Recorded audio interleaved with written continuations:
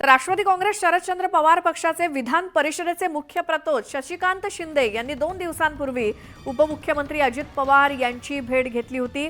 तर आज रोहित पाटील यांनी देखील भेट घेतली आहे। नागपुरातल्या बंगल्यावरती अजित पवार यांची भेट शरद पवार गटातल्या काही नेत्यांनी घेतल्यामुळे चर्चांना उधाण आले। सलील देशमुख यांनी देखील अजित पवार यांच्या भेटीला गेले होते।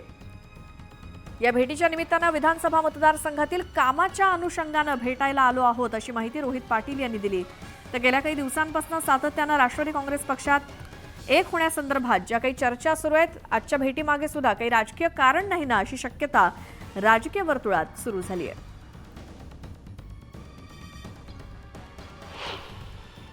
पत्र द्यायला आलेलो आहे। काल मी विधिमंडळामध्ये दादांना मतदारसंघातल्या कामाच्या संदर्भात पत्र द्यायचा प्रयत्न केला।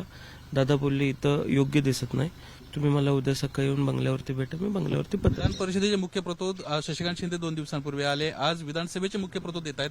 नेमकं राष्ट्रवादीत काय चाललंय? मी तरी पत्र द्यायला आलेलो आहे। कुठल्या विषयाचं पत्र द्यायला आलं? माझ्या मतदारसंघामध्ये ऊर्जा विभागासाठी मला नवीन डीपी हवे आहेत आणि ते 100 डीपीच्या मागणीसाठी मी दादांकडे आलेलो आहे। अजितदादाला भेटायला येत आहे, मर्जिंगच्या चर्चेच्या पार्श्वभूमीवर या भेटी? अजिबात नाही, तुम्ही संध्याकाळी या। 4 वाजता आमचा सन्मान्य जयंत पाटील साहेबांच्या मार्गदर्शनाखाली मेळावा एक बैठक पण आहे, त्या बैठकीत मी जाणार। आता आमचं घर तुम्हाला माहिती बाजूलाच आहे। सन्मान्य अजित पवार साहेब आले, त्यांच्या भेटीला आलो।